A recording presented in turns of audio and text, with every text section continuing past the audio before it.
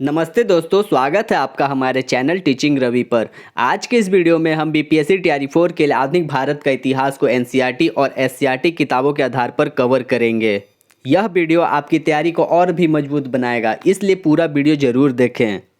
जिससे प्रश्न बनते हैं सिर्फ उसे ही कवर करेंगे। वीडियो को लाइक करें, शेयर करें और चैनल को सब्सक्राइब करना ना भूलें। चैनल अभी नया है, आपका एक सब्सक्राइब मुझे मोटिवेट करेगा। तो चलिए बिना समय गवाए शुरू करते हैं। मुझे यह बताने के लिए बिल्कुल भी ज़रूरत नहीं यह टॉपिक कितना इम्पोर्टेंट है। यह topic Bihar SCERT class 8 chapter 12 राष्ट्रीय आंदोलन 1885 से 1947 तक का है, जो इस बुक का ही नहीं मॉडर्न हिस्ट्री का सबसे इम्पोर्टेंट टॉपिक है। और इस टॉपिक को देखने के बाद दोबारा आपको यह टॉपिक पढ़ने की ज़रूरत नहीं पड़ेगी। सिर्फ आपका काम यही है कि जो जो इम्पोर्टेंट हाईलाइट किया गया है वीडियो में उसे अपने कॉपी में लिखना और 2 बार 3 बार रिवीजन करना। तो चलिए बिना समय गवाए शुरू करते हैं। फर्स्ट थोड़ा बेसिक इसका समझ लेते हैं। भारत में राष्ट्रीय आंदोलन 3 चरणों में संपन्न हुआ था। पहला चरण 1885 से 1905, दूसरा चरण 1905 से 1919 और तीसरा चरण 1919 से 1947। तो इसे याद रखिएगा।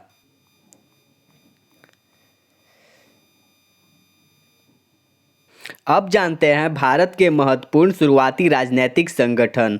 तो 1851 और 52 के बीच में ब्रिटिश भारत के तीनों प्रोविंस में शुरू में अलग अलग 3 गठनों का गठन हुआ था, जिसके सदस्य मुख्यतः अंग्रेज और भारतीय जमींदार थे। और बंगाल में ब्रिटिश इंडियन एसोसिएशन, मद्रास में मद्रास नेटिव एसोसिएशन और बम्बई में बम्बई एसोसिएशन। और 1867 में पूना सार्वजनिक सभा की स्थापना महादेव गोविंद रनाडे के द्वारा किया गया था और इसके सदस्य मध्यवर्गीय सामान्य लोग थे। 1876 में इंडियन एसोसिएशन की स्थापना सुरेंद्रनाथ बनर्जी के द्वारा कलकत्ता में की गई। 1878 में नेटिव प्रेस और पॉलिटिकल एसोसिएशन कॉन्फ्रेंस कलकत्ता का गठन होता है। और 1883 में अखिल भारतीय सम्मेलन में सुरेंद्रनाथ बनर्जी द्वारा कुछ पढ़े लिखे भारतीयों को बुलाया गया। और 1884 में मद्रास महाजन सभा का गठन किया गया और इसके अधिकांश सदस्य वर्ग के लोग ही थे। 1885 में Allahabad peoples association, Bambai presidency association संस्थानों के सदस्यों भी मध्यम वर्ग के लोग ही थे।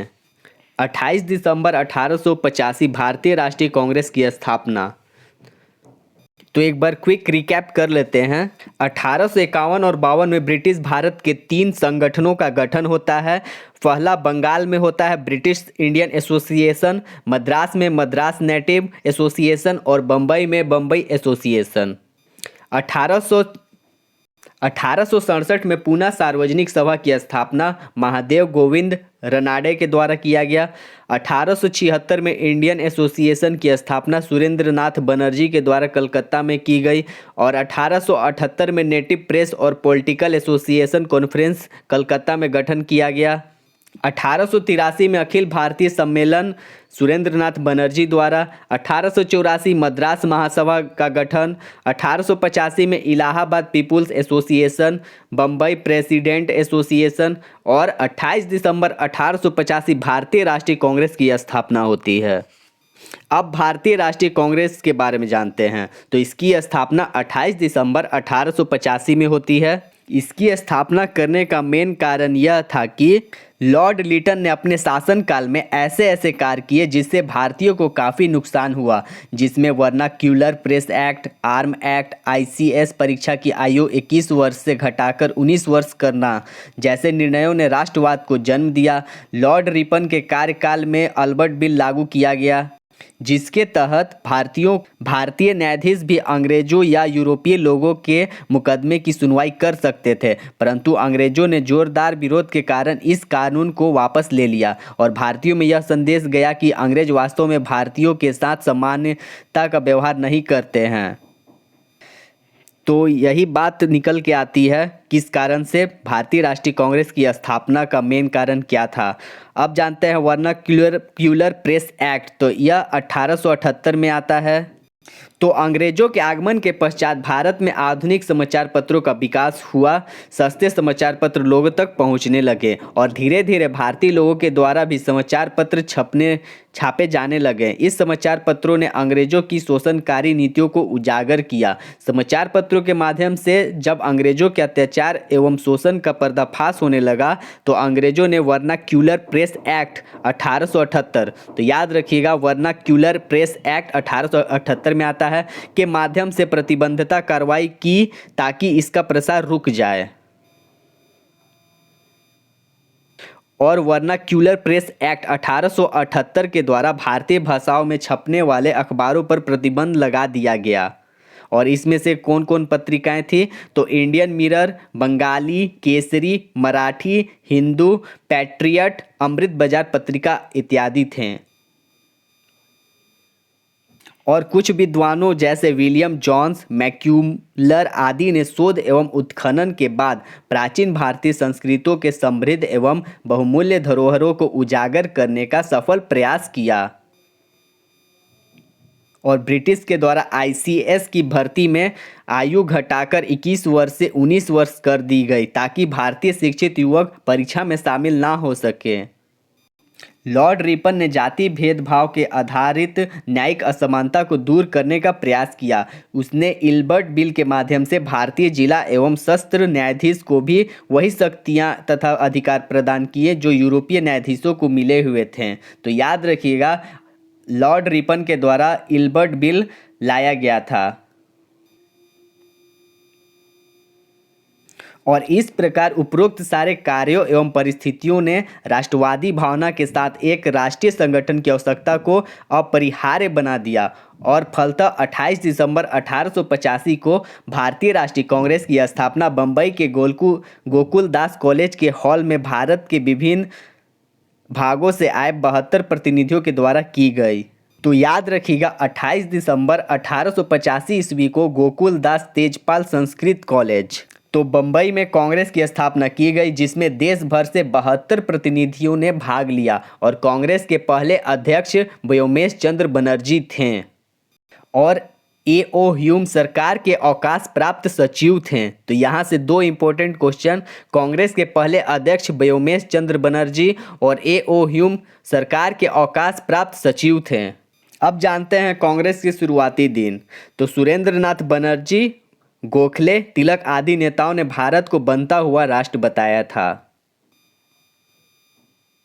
तो कांग्रेस के नेताओं का मानना था कि भारत की सांस्कृतिक विभिन्नताओं को देखते हुए सावधानीपूर्वक राष्ट्रीय एकता की कोशिश की जाए। यह तय किया गया कि कांग्रेस का वार्षिक अधिवेशन बारी बारी से देश के विभिन्न हिस्सों में आयोजित किए जाएं और अध्यक्ष उस क्षेत्र का ना हो जहां अधिवेशन हो रहा हो। अब जानते हैं कांग्रेस में शुरुआती दिनों में बिहार के प्रतिनिधि। तो कांग्रेस की स्थापना के समय बिहार से कई प्रतिनिधि तो शामिल नहीं हुए थे, लेकिन कलकत्ता के दूसरे अधिवेशन, तो यहाँ पे इम्पोर्टेंट पॉइंट, कलकत्ता का दूसरा अधिवेशन 1886 में हुआ था, जिसमें कुल 16,000 रुपये खर्च किए गए थे और उसमें 2,500 रुपये का सहयोग अकेले दरभंगा महाराज लक्ष्मेश्वर सिंह के द्वारा किया गया था। और दूसरा इंपॉर्टेंट पॉइंट, द्वितीय अधिवेशन में डेलीगेट के रूप में बिहार से शालिग्राम सिंह एवं विश्वेश्वर सिंह गए थे। यहाँ पर कुछ कथन कहे गए हैं, एग्जाम में आ सकते हैं। गोखले के द्वारा, गोपाल कृष्ण गोखले, उनका कहना था जहाँ तक हो सके हमें ज़्यादा से ज़्यादा लोगों में राष्ट्रीय चेतना पैदा करनी चाहिए और इसे बढ़ावा देना चाहिए ताकि धर्म, जाति और वर्ग की विभिन्नताओं को परे रखकर वे एकजुट हो सके। दादा भाई नौरोजी ने कहा था, हम यहाँ एक राजनीतिक संगठन के रूप में इकट्ठे हुए हैं ताकि हम अपनी राजनीतिक आकांक्षाओं से अपने शासकों को अवगत करा सकें। और डब्ल्यू.सी. बनर्जी ने कहा था, कांग्रेस का इस उद्देश्य भाईचारे के माध्यम से भारतीय जनता के बीच सभी तरह के जाति, धर्म, क्षेत्रीय पूर्वाग्रह को समाप्त करना और देश के लिए काम करने वालों के बीच भाईचारे और दोस्ती का और मजबूत बनना है। कांग्रेस ने अपनी प्रारंभिक अवस्था में लोकतांत्रिक एवं धर्मनिरपेक्ष आंदोलन की आधारशिला रखी, जनता में राजनीतिक चेतना पैदा की और उसे राजनीतिक रूप से शिक्षित किया। अपने प्रथम 20 वर्षों में कांग्रेस ने आंदोलन की जमीन तैयार करने का काम किया। अब जानते हैं स्वराज की चाहत। स्वराज की चाहत बंगाल में बिपिन चंद्र पाल, पंजाब में लाला लाजपत राय तथा महाराष्ट्र में बाल गंगाधर तिलक कर रहे थे। उन्होंने निवेदन के बजाय रचनात्मक कार्यों एवं आत्मनिर्भरता पर जोर दिया। चित्र में आप देख सकते हैं बाल लाल पाल, और तिलक ने नारा दिया था, स्वराज मेरा जन्मसिद्ध अधिकार है और मैं इसे लेकर रहूँगा। बंग भंग एवं स्वदेशी आंदोलन। लॉर्ड कर्जन ने राष्ट्रीय भावना को कमजोर करने के लिए 1905 में बंगाल के विभाजन का आदेश निकाला, और उस समय बंगाल के अंतर्गत बांग्लादेश, पश्चिम बंगाल, उड़ीसा, बिहार और झारखंड के प्रदेश थे। तो याद रखिएगा, लॉर्ड कर्जन ने 16 अक्टूबर 1905 को बंगाल का विभाजन कर दिया। और जब बंगाल का विभाजन हुआ तो 16 अक्टूबर 1905 को विभाजित लागू होने के कारण समूचे बंगाल में शोक दिवस मनाया गया। बंगाल से बाहर स्वदेशी आंदोलन का नेतृत्व तिलक और लाला लाजपत राय के हाथों में था, और तिलक को राजद्रोह के आरोप में फंसाकर 6 वर्ष के कारावास की सजा दी गई थी। तो अब जानते हैं सांप्रदायिकता का बीजारोपण।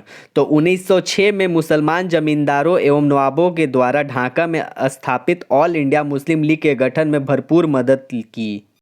तो क्वेश्चन निकल के आ सकता है कि ऑल इंडिया मुस्लिम लीग का गठन कब हुआ था? तो 1906 में हुआ था, और किसके और कहाँ हुआ था? तो ढाका में। तो मुसलमान जमींदारों एवं नवाबों के द्वारा किया गया था, और लीग ने मुसलमानों के लिए अलग निर्वाचक मंडल की मांग की, जिससे 1909 में सरकार के द्वारा मान लिया गया। और पंजाब में हिंदू सभा नामक राजनीतिक दल का गठन किया गया, और इसका विस्तार हिंदू महासभा के रूप में 1915 में किया गया। तो हिंदू सभा का गठन 1915 में पंजाब में किया गया। खुदीराम बोस राष्ट्रीय आंदोलन में बम की राजनीति का प्रारंभ करने वाले प्रथम क्रांतिकारी थे। आप चित्र में देख सकते हैं खुदीराम बोस को। उन्होंने मुजफ्फरपुर के जिला न्यायाधीश D.H. किंग्सफोर्ड की हत्या की जिम्मेवारी उन्हें दी गई, और उन्होंने गलती से किंग्सफोर्ड की जगह पिंगले कैनेडी की बग्घी पर 30 अप्रैल 1908 को बम फेंक दिया, और बग्घी में सवार कैनेडी की बेटी घटनास्थल पर ही मर गई, और अस्पताल में कैनेडी की पत्नी ने दम तोड़ दिया। और खुदीराम बोस रातों रात मीलों पैदल चलकर बैनी रेलवे स्टेशन पहुंचे, और कुछ लोगों द्वारा इस घटना की चर्चा चल रही थी, जिस पर खुदीराम बोस अचानक बोल पड़े, क्या किंग्सफोर्ड नहीं मरा? वहां के लोगों को इन पर शक हुआ और ये पकड़े गए, और मुकदमा चलाकर उन्हें 11 अगस्त 1908 को फांसी दे दी गई। और मुजफ्फरपुर बम कांड से एक नई राजनीतिक चेतना का प्रारंभ हुआ। और 1897 में पूना में प्लेग कमिश्नर रेनड की हत्या चापेकर बंधु द्वारा की गई। तो काफ़ी इंपॉर्टेंट क्वेश्चन है। 1897 में पूना में प्लेग कमिश्नर रेनड की हत्या किसके द्वारा किया गया था? तो चापेकर बंधु के द्वारा की गई थी। और पूना के प्लेग कमिश्नर की हत्या का कारण पूना की अव्यवस्था और अत्याचार था, और जबकि मुजफ्फरपुर की घटना का कारण बंगाल का विभाजन था। तो वेरी इंपॉर्टेंट पॉइंट, मुजफ्फरपुर की घटना का कारण बंगाल का विभाजन, और पूना के प्लेग कमिश्नर की हत्या का कारण पूना की अव्यवस्था और अत्याचार था।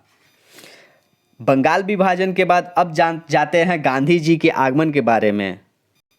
तो दक्षिण अफ्रीका में सत्याग्रह का सफल प्रयोग करने के बाद महात्मा गांधी 1915 में भारत लौटे।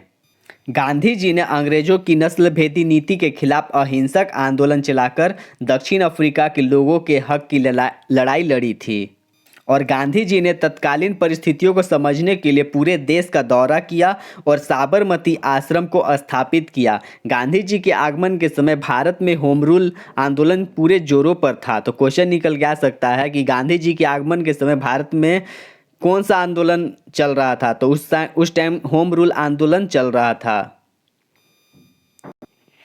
भारत में सत्याग्रह का प्रथम प्रयोग चंपारण।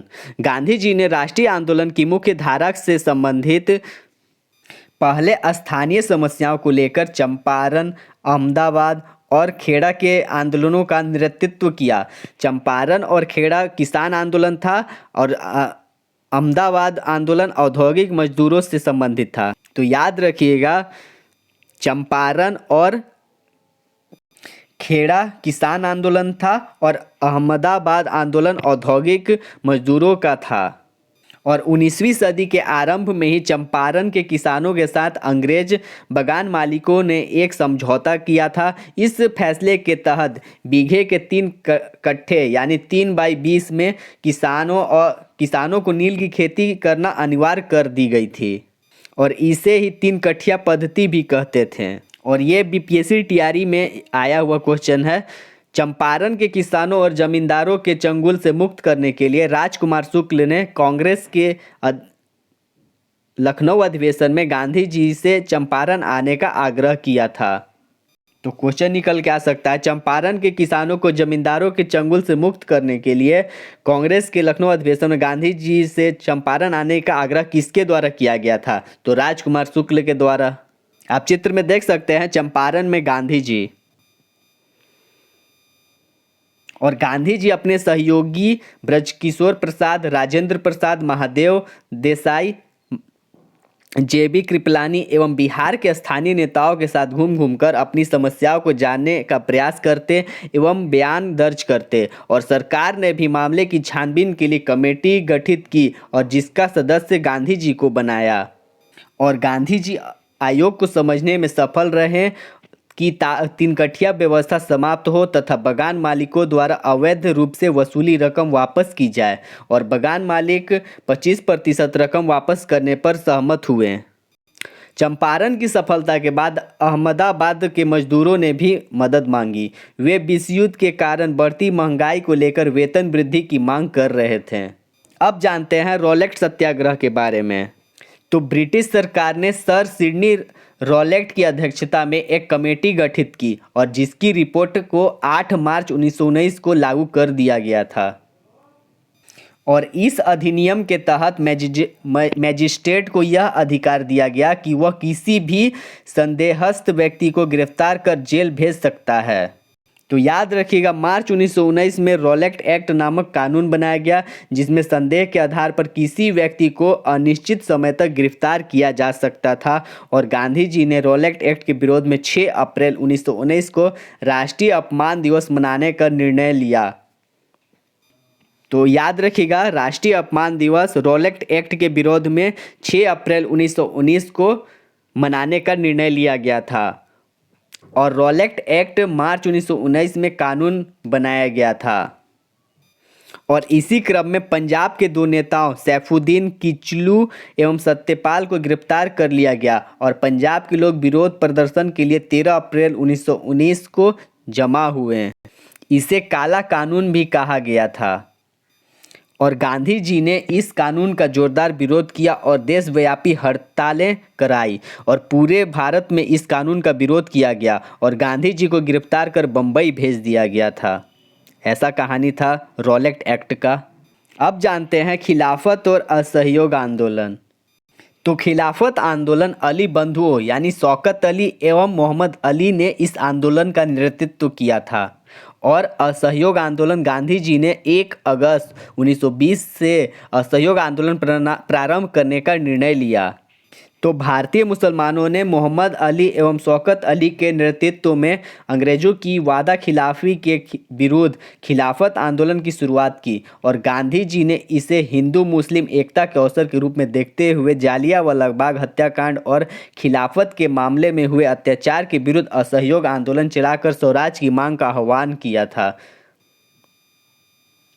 खलीफा, तो मुसलमानों का धार्मिक एवं राजनीतिक रूप से प्रधान व्यक्ति जिसे खलीफा कहा जाता था। और अगस्त 1920 को गांधी जी के नेतृत्व में असहयोग आंदोलन चलाने का निर्णय लिया गया। असहयोग आंदोलन के दरमियान सरकारी पदवियों को छोड़ने का निर्णय लिया गया था और रविन्द्रनाथ टैगोर ने नाइट एवं महात्मा गांधी ने कैसरे हिंद की उपाधि त्याग दी थी।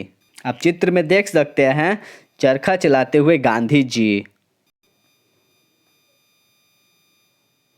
अब जानते हैं जन भागीदारी, किस तरह लोगों ने भाग लिया। तो खेड़ा के किसानों ने अंग्रेजों द्वारा थोपे गए लगान के खिलाफ आंदोलन चलाया। तमिलनाडु में शराब दुकान की घेराबंदी किया गया और आंध्र प्रदेश में वन सत्याग्रह।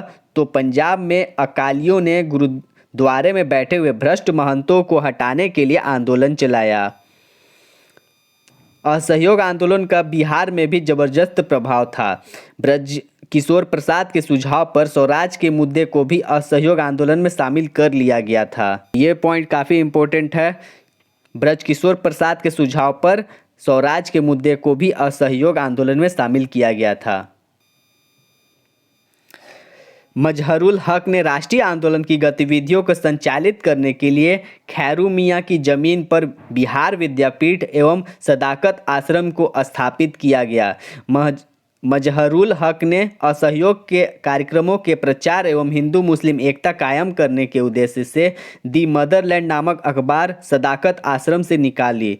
तो दी मदरलैंड नामक अखबार कहाँ से निकाला गया था? तो सदाकत आश्रम से निकाला गया था और इसे मजहरुल हक के द्वारा निकाला गया था। तो मजहरुल हक के द्वारा दी मदरलैंड नामक अखबार सदाकत आश्रम से निकाला गया था। काफ़ी इम्पोर्टेंट है। अब जानते हैं असहयोग आंदोलन स्थगित करने की घोषणा क्यों करनी पड़ी।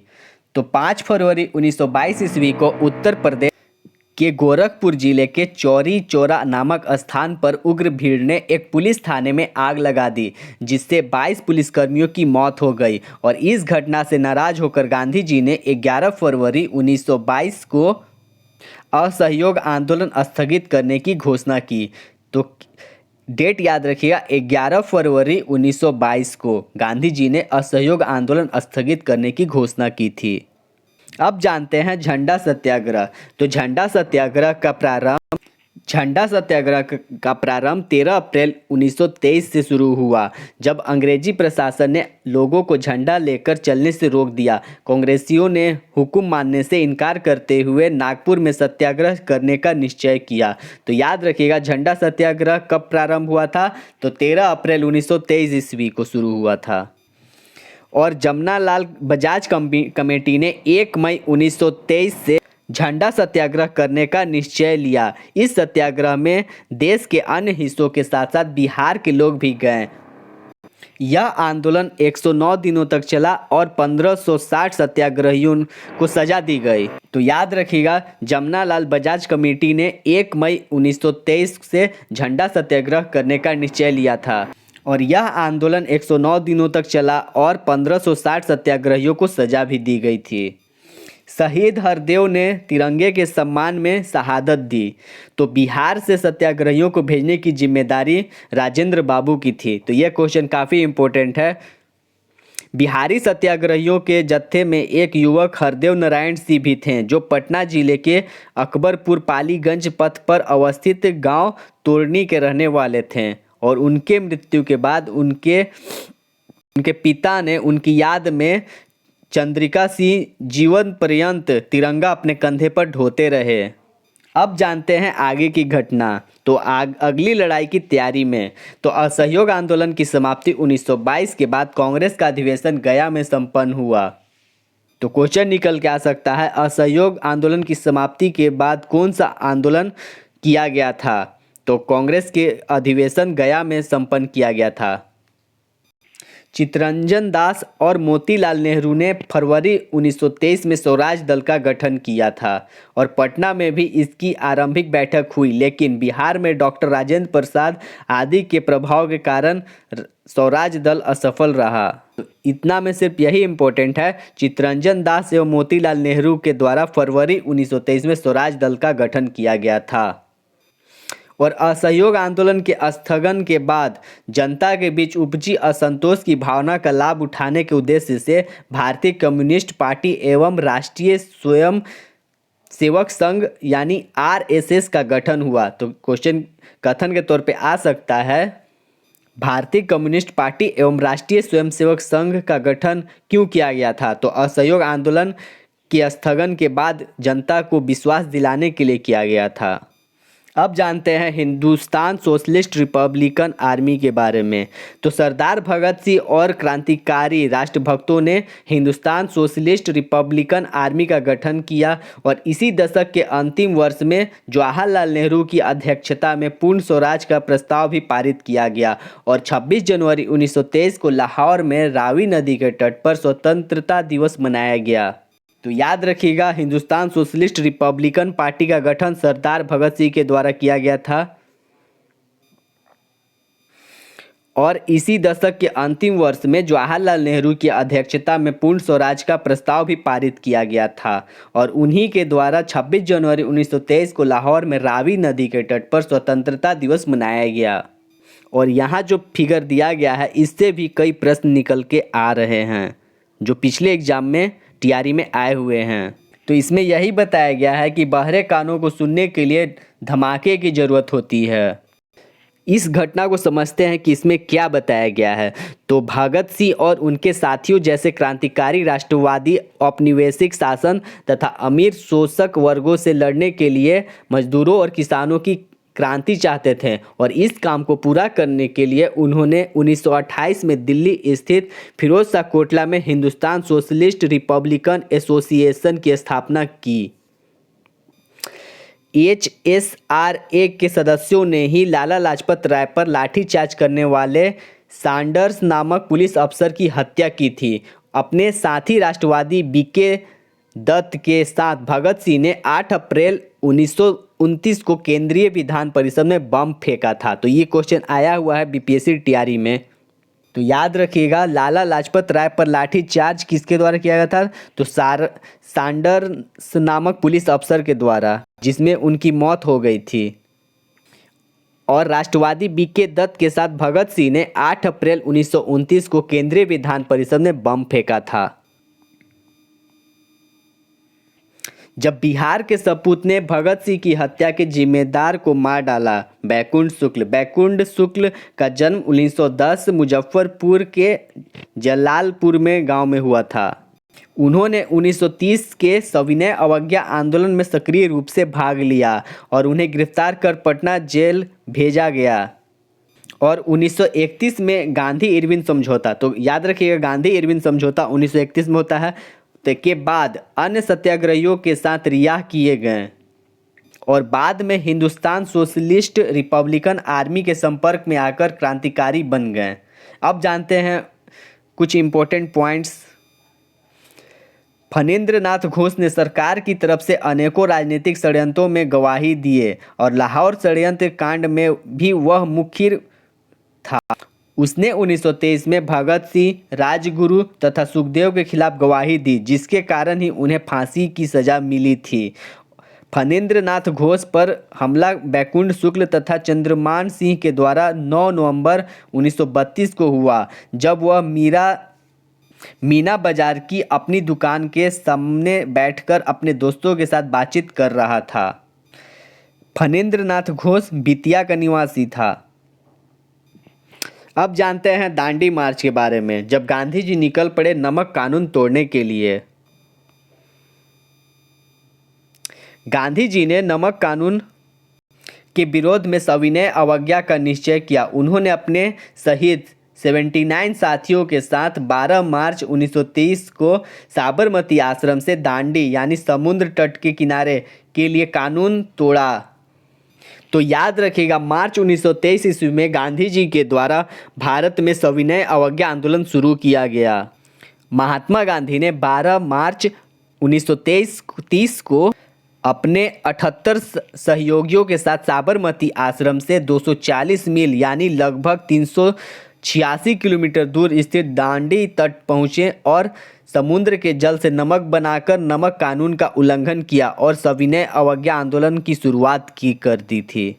और सुभाष चंद्र बोस ने दांडी यात्रा की तुलना नेपोलियन के पेरिस मार्च और मुसोलिनी के रोम मार्च से की थी। तो ये क्वेश्चन निकल के आ सकता है, आपको बता दिया गया। सुभाष चंद्र बोस ने दांडी यात्रा की तुलना नेपोलियन के पेरिस मार्च और मुसोलिनी के रोम मार्च से की थी।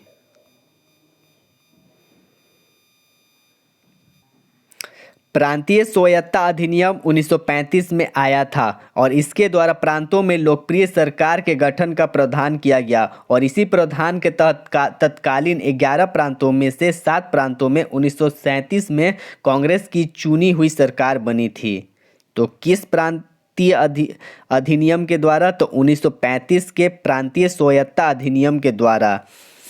और इस प्रावधान के तहत तत्कालीन 11 प्रांतों में से 7 प्रांतों में 1937 में कांग्रेस की चुनी हुई सरकार बनी थी और 1939 में कांग्रेसी सरकार ने इस्तीफा भी दिया था। अब जानते हैं अंग्रेजी भारत भारत छोड़ो आंदोलन 1942। तो महात्मा गांधी ने अंग्रेजों को भारत छोड़ने की चेतावनी दी। इसके लिए गांधी जी ने जनता को करो या मरो का नारा दिया और गांधी जी ने बंबई के ग्वालियर टैंक मैदान से 8 अगस्त को अहिंसक संघर्ष का ही आह्वान कर दिया था। तो याद रखिएगा, भारत छोड़ो आंदोलन को अगस्त क्रांति भी कहा जाता है और इसे भारतीय स्वतंत्रता आंदोलन के अंतिम महान लड़ाई माना जाता है। और 8 अगस्त 1942 को बंबई के ऐतिहासिक ग्वालियर टैंक मैदान में कांग्रेस कार्य समिति की बैठक में गांधी जी ने भारत छोड़ो आंदोलन की घोषणा की थी।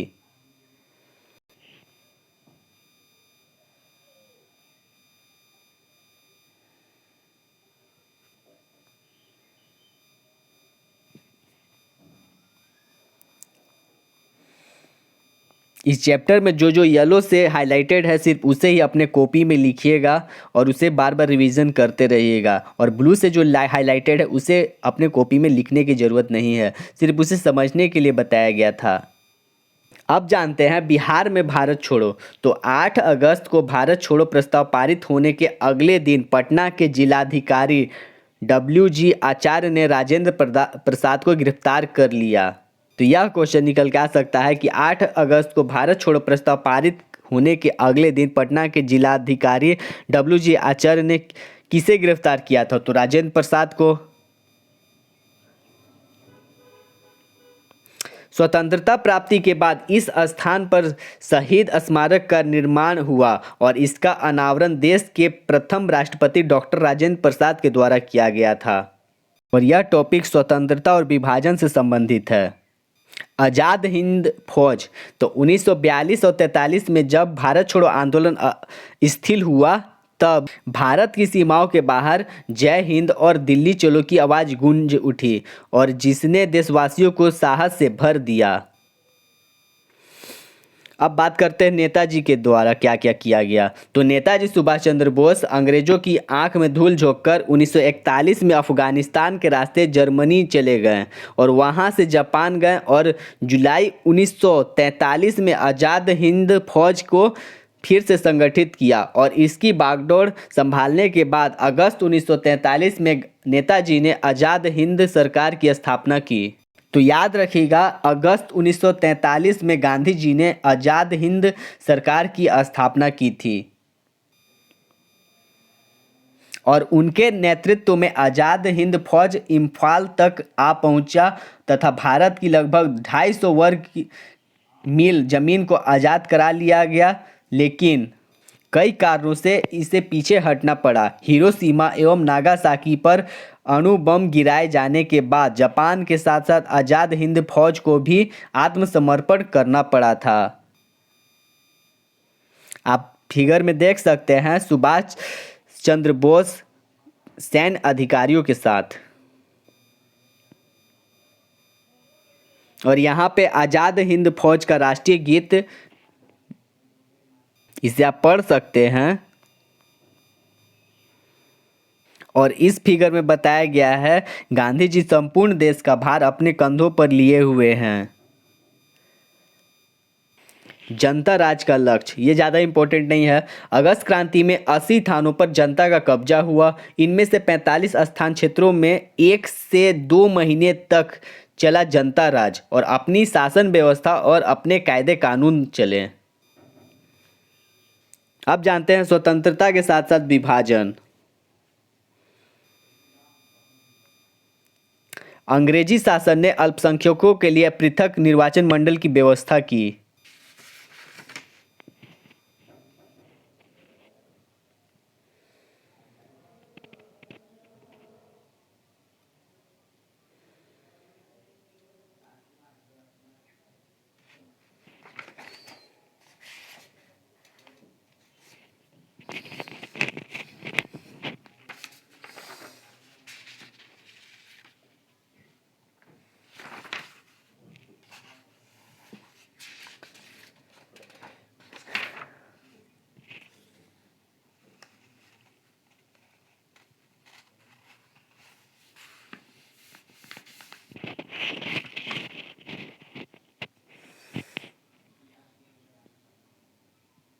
मुस्लिम लीग ने 1940 ईस्वी में देश के पश्चिमोत्तर एवं पूर्वी क्षेत्रों में मुसलमानों के लिए स्वतंत्र राज्य की मांग करते हुए एक प्रस्ताव पारित किया था और लीग ने 1930 के दशक में ही दो राष्ट्रों का सिद्धांत स्वीकार कर लिया था और उसने 1940 ईस्वी में मुस्लिम बहुलक पश्चिमोत्तर एवं पूर्वी क्षेत्रों में मुसलमानों के लिए स्वतंत्र राज्य की मांग की थी।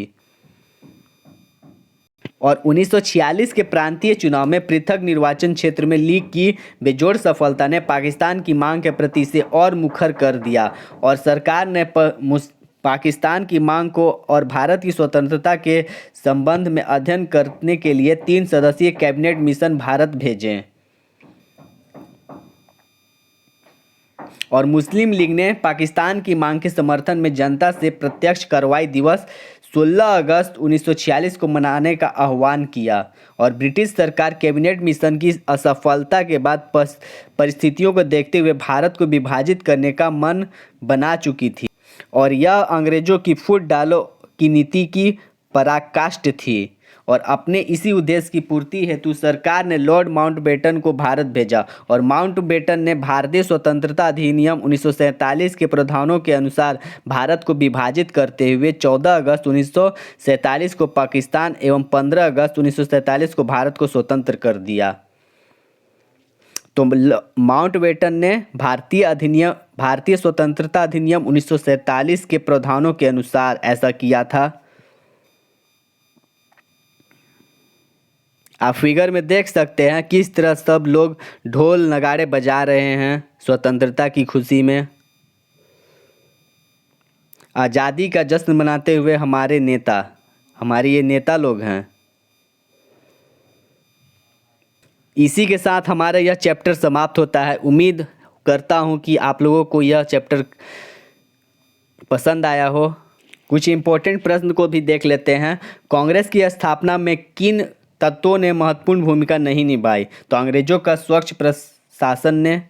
राष्ट्रीयता की भावना का विकास हुआ तो इसमें से जो 2 कारण दिए गए हैं, प्रशासनिक एवं न्यायिक एकरूपता के कारण और संचार साधनों के विकास के कारण, तो उपरोक्त दोनों के कारण। ICS की परीक्षा में शामिल होने के लिए उम्र अवधि 21 वर्ष से घटाकर कितना किया गया था? तो 19 वर्ष। समाचार पत्रों ने किन किन विचारों को लोकप्रिय बनाया? तो प्रतिनिधित्व व्यवस्था और स्वतंत्रता एवं लोकतांत्रिक व्यवस्था को।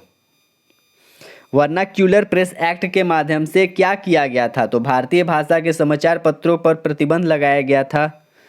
बंग भंग के बाद पूरे बंगाल में क्या हुआ? तो शोक दिवस मनाया गया, लोगों ने उपवास रखा, विदेशी वस्तु का बहिष्कार किया।